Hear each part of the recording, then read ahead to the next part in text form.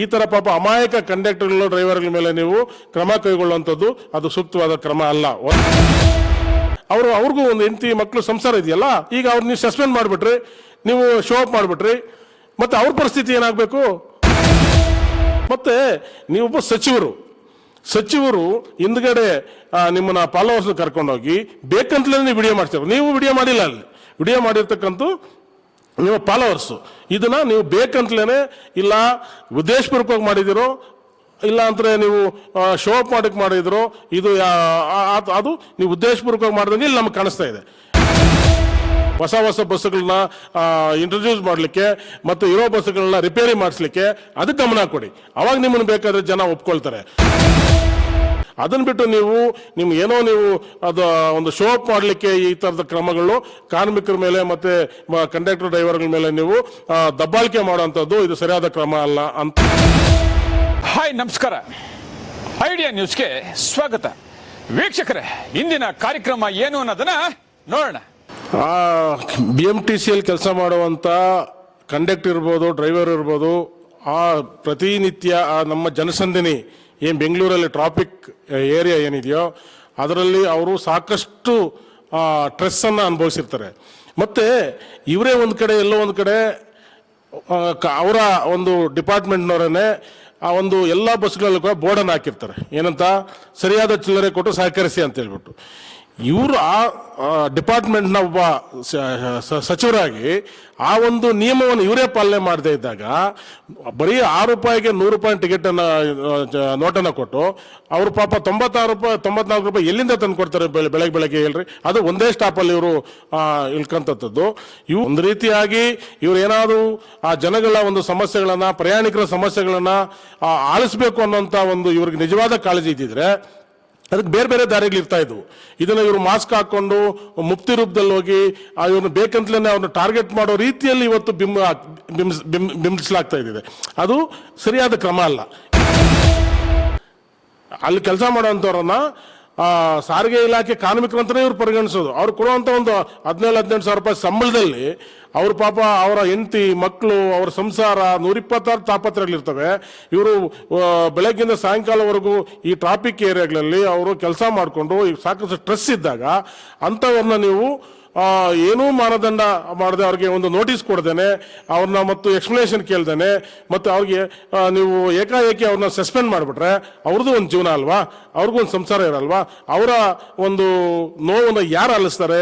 ನೀವು ಒಬ್ಬರಿಗೊಂದು ಇಲ್ಲ ಅಂದರೆ ನೀವು ನಿಮ್ಗೆ ನಿಜವಾದ ಕಾಳಜಿ ಇದ್ದಿದ್ರೆ ನೀವು ಅವ್ರಿಗೊಂದು ಬುದ್ಧಿ ಮಾತು ಹೇಳ್ಬೋದಾಗಿತ್ತು. ಇಲ್ಲ ನೀವು ನಿಮ್ಮ ಚೇಂಜ್ ಅಪ್ ವರ್ಕ್ ಸ್ಟೈಲ್ನ ನೀವು ಚೇಂಜ್ ಮಾಡ್ಕೊಳ್ಳಿ, ಪ್ರಯಾಣಿಕರೇ ನಿಮ್ಮ ಮೊದಲ ಆದ್ಯತೆ, ಫಸ್ಟ್ ಅವ್ರಿಗೆ ಗೌರವ ಕೊಡೋದನ್ನು ಕಳ್ಕೊಳ್ಳಿ ಅನ್ನೋಂಥ ಒಂದು ರೀತಿಯಾಗಿ ನೀವು ಬುದ್ಧಿ ಹೇಳ್ಬೋದಾಗಿತ್ತು. ಅದನ್ನು ಬಿಟ್ಟು ನೀವೇನೋ ಶೋ ಅಪ್ ಮಾಡಲಿಕ್ಕೆ ಮತ್ತೆ ನಾನು ಡಿಪಾರ್ಟ್ಮೆಂಟಲ್ಲಿ ಏನೋ ಅತ್ಯುತ್ತಮವಾದ ಕೆಲಸ ಮಾಡ್ತಾ ಇದ್ದೀನಿ ಅಂತ ಹೇಳಲಿಕ್ಕೆ ಮತ್ತೆ ಜನಗಳನ್ನ ಮೊದಲು ಮಾಡಲಿಕ್ಕೇನೋ ನೀವು ಈ ರೀತಿಯಾಗಿ ಮುಕ್ತ ವೇಷದಲ್ಲಿ ಹೋಗಿ ಒಂದು ಮಾಸ್ಕನ್ನು ಧರಿಸ್ಕೊಂಡು ನೀವು ಅವ್ರಿಗೆ ಏಕಾಏಕಿ ಅವ್ರನ್ನ ನೀವು ಚಿಲ್ಲರೆ ಇಲ್ಲ ಇಳ್ಕೊಳ್ಳಿ ಅನ್ನೋಂಥ ಒಂದೇ ಒಂದು ಕಾರಣ ಇಟ್ಕೊಂಡು ನೀವು ಅವ್ರನ್ನ ಸಸ್ಪೆಂಡ್ ಮಾಡಿರ್ತಕ್ಕಂಥದ್ದು ಸರಿಯಾದ ಕ್ರಮವಲ್ಲ. ಇದನ್ನ ನಾವು ಬಲವಾಗಿ ನಾಡಿನ ಪ್ರಜೆ ಆಗಿ ನಾನು ಖಂಡಿಸ್ತೇನೆ. ನಿಮಗೆ ಡಿಪಾರ್ಟ್ಮೆಂಟ್ನ ಉದ್ಧಾರ ಮಾಡಬೇಕು ಮತ್ತು ಡಿಪಾರ್ಟ್ಮೆಂಟ್ನ ಅಭಿವೃದ್ಧಿ ಪಥದ ಕರ್ಕೊಂಡು ಹೋಗ್ಬೇಕು ಅನ್ನೋಂಥ ನಿಮ್ಗೆ ನಿಜವಾದ ಕಾಳಜಿ ಇದ್ರೆ ನೀವು ಆ ಡಿಪೋ ಒಳಗಡೆ ಹೋಗಿ ಆ ಡಿಪೋ ಮ್ಯಾನೇಜರ್ಗಳಿರ್ಬೋದು, ಅಲ್ಲಿನ ಮೇಲಾಧಿಕಾರಿಗಳಿರ್ಬೋದು, ಈಗ ದುಡಿಯುವಂಥ ಕಂಡಕ್ಟರ್ಗಳಿಗೆ ಡ್ರೈವರ್ಗಳಿಗೆ ಯಾವ ರೀತಿಯಾದಂಥ ಕಿರುಕುಳ, ಹಿಂಸೆ ಮತ್ತು ಸ್ಟ್ರೆಸ್ಸು ಮತ್ತು ಓವರ್ಲೋಡ್ ಕೆಲಸ ಯಾವ ರೀತಿ ಅವ್ರ ಮೇಲೆ ಏರ್ತಾ ಇದ್ದಾರೆ ಅನ್ನೋಂಥದ್ದು ನೀವು ಅಲ್ಲಿ ಒಂದು ದಿವಸ ಹೋಗಿ ಡಿಪೋದಲ್ಲಿ ನೀವು ಮುಕ್ತ ವೇಷದಲ್ಲಿ ಇಲ್ಲಿ ಹೋಗಿದ್ರಲ್ಲ ಬಸ್ಸಲ್ಲಿ, ಜನ ಇಲ್ಲದೆ ಇರುವಂಥ ಬಸ್ಸಲ್ಲಿ, ಹಂಗಲ್ಲ. ನೀವು ಅಲ್ಲಿ ಬೆಳಗ್ಗೆ ಸಾಯಂಕಾಲ ಅಲ್ಲಿನ ಮೇಲಾಧಿಕಾರಿಗಳು ಏನು ಡಿಪೋ ಮ್ಯಾನೇಜರ್ಗಳು ಅಲ್ಲಿನ ಕಾರ್ಮಿಕರಿಗೆ ಮತ್ತು ಇದು ಕಂಡಕ್ಟರ್ಗಳಿಗೆ ಮತ್ತು ಡ್ರೈವರ್ಗಳಿಗೆ ಯಾವ ರೀತಿ ಸ್ಟ್ರೆಸ್ ಕೊಡ್ತಾ ಇದ್ದಾರೆ, ಯಾವ ರೀತಿ ಕಿರುಕುಳ ಕೊಡ್ತಾ ಇದ್ದಾರೆ, ಮಾನಸಿಕ ಹಿಂಸೆ ಕೊಡ್ತಾ ಇದ್ದಾರೆ ಅನ್ನೋಂಥದ್ದನ್ನ ನೀವು ಅಲ್ಲಿ ಹೋಗಿ ಒಂದ್ಸತಿ ನೋಡಬೇಕು. ಆಮೇಲೆ ನೀವು ಅದನ್ನು ಸರಿಪಡಿಸಬೇಕೇ ವಿನಃ ಈ ಥರ ಪಾಪ ಅಮಾಯಕ ಕಂಡಕ್ಟರ್ಗಳು ಡ್ರೈವರ್ಗಳ ಮೇಲೆ ನೀವು ಕ್ರಮ ಕೈಗೊಳ್ಳುವಂಥದ್ದು ಅದು ಸೂಕ್ತವಾದ ಕ್ರಮ ಅಲ್ಲ. ಈಗ ಇಲ್ಲಿ BMTCಯಲ್ಲಿ ಮತ್ತು ಬೆಂಗಳೂರು ಮಹಾನಗರ ಪಾಲಿಕೆಯಲ್ಲಿ ಸಂಚೆ ಸೇರ್ತಾ ಇರ್ತಕ್ಕಂಥ ಬಸ್ಗಳ ಕಂಡೀಷನ್ ಹೇಗಿದೆ ಅಂತಂದ್ರೆ, ನೀವು ಪ್ರತಿನಿತ್ಯ ಯಾವುದೋ ಒಂದಲ್ಲ ಒಂದು ಸಮಸ್ಯೆಗಳು ನಾವು ಕೇಳ್ತಾ ಇದೀವಿ. ಬ್ರೇಕ್ ಫೇಲ್ಯೂರ್ ಆಗುವಂಥದ್ದು, ಮಳೆ ಬಂದ್ರೆ ಒಳಗಡೆ ನೀರು ಸೋರುವಂಥದ್ದು, ಮತ್ತೆ ಬ್ರೇಕ್ ಸರಿಯಾಗಿ ಹಿಡಿದಿರ ಆಕ್ಸಿಡೆಂಟ್ಗಳಾಗುವಂಥದ್ದು, ಈ ತರದ ಸಾಕಷ್ಟು ಸರಿಯಾದ ಟೈರ್ಗಳನ್ನ ಸಪ್ಲೈ ಮಾಡದೇ ಇರತಕ್ಕಂಥದ್ದು, ಇವು ಸಾಕಷ್ಟು ಸಮಸ್ಯೆಗಳು ಈ ಒಂದು ಬಸ್ಗಳ ಅವ್ಯವಸ್ಥೆ ಬಗ್ಗೆ ನಾವೆಲ್ಲ ಕೇಳ್ತಾ ಇದ್ದೀವಿ. ನಿಮ್ಗೆ ನಿಜವಾದ ಕಾಳಜಿ ಇದ್ರೆ ಅವುಗಳ ಬಗ್ಗೆ ಗಮನ ಕೊಡಿ.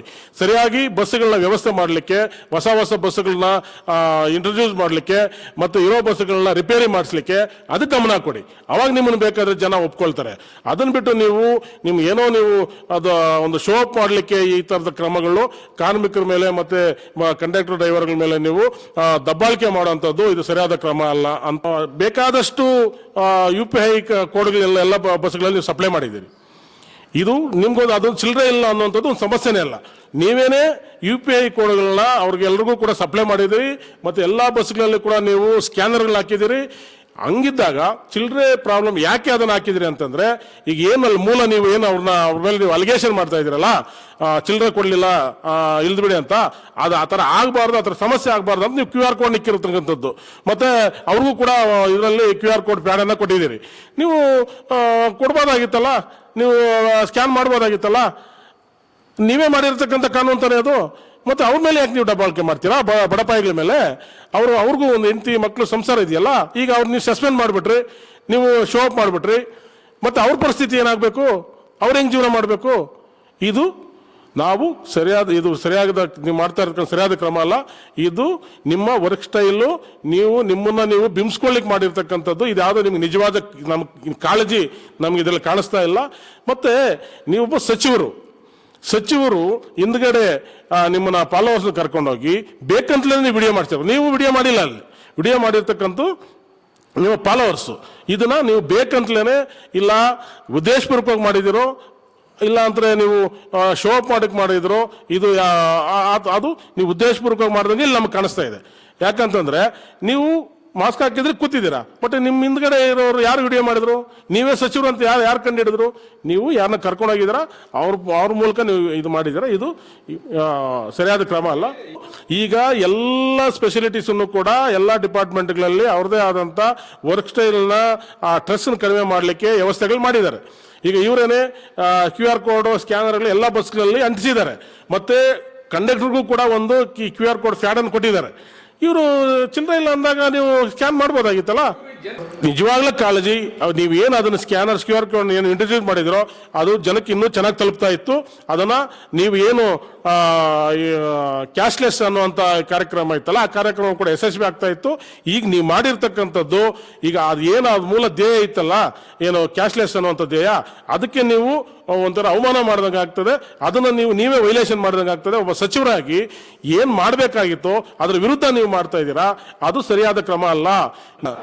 ಇಳಿದು ಬಿಡು ಅನ್ನುವಂಥದ್ದು ಅವ್ರಿಗೆ ಸಾಕಷ್ಟು ದಿನನಿತ್ಯ ಆ ಕಂಡಕ್ಟರ್. ಯಾಕಂದ್ರೆ ನಾವು ಯಾವತ್ತೋ ಒಂದು ದಿವಸ ಹೋಗ್ತೀವಿ ಬರ್ತೀವಿ, ಒಂದು ದಿವಸ ಹೋಗಿ ಬಂದಿದ್ದು ಮಾತ್ರಕ್ಕೆ ಅಲ್ಲಿ ಏನು ಸಮಸ್ಯೆಗಳಿದೆ ಅನ್ನೋದು ನಮ್ಗೆ ಗೊತ್ತಾಗಲ್ಲ. ಈ ಕಂಡಕ್ಟರ್ಸು ಮತ್ತು ಡ್ರೈವರ್ಸು ಪ್ರತಿನಿತ್ಯನೂ ಸಾವಿರಾರು ಜನ ಪ್ರಯಾಣಿಕರನ್ನ ನೋಡ್ತಾ ಇರ್ತಾರೆ. ಅದರಲ್ಲಿ ವಿಧವಾದಂಥ ಪ್ರಯಾಣಿಕರು ಇರ್ತಾರೆ.